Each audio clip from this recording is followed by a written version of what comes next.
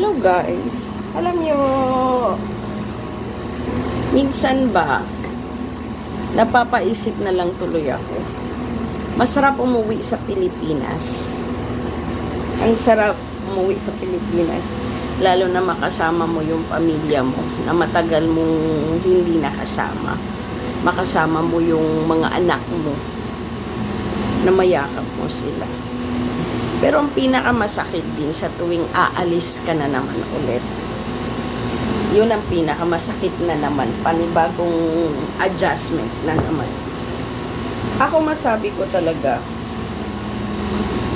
kahit pabalik-balik na ako dito sa ibang bansa, pagdating na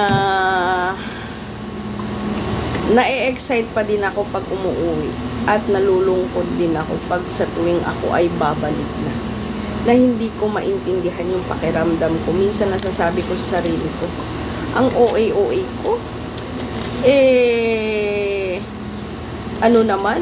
sanay naman na ako sa ganitong pakiramdam sa tuwing pabalik ng pauwi ng abroad. Sabi ko ganun. Pero hindi mo talaga maiwasan talaga yung maramdaman mo talaga yung pain. Alam mo yun?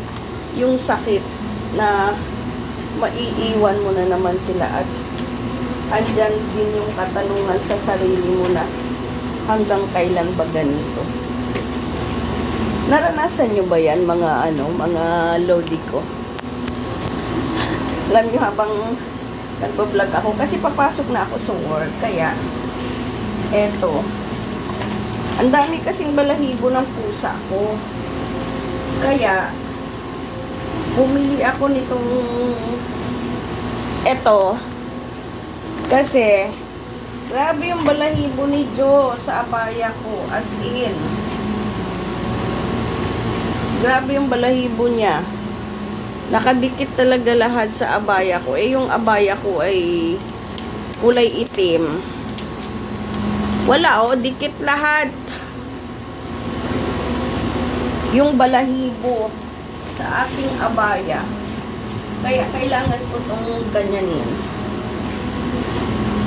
Kailangan ko siyang pasadahan ng ito. Hindi ko alam anong tawag dyan. Parang roller pin.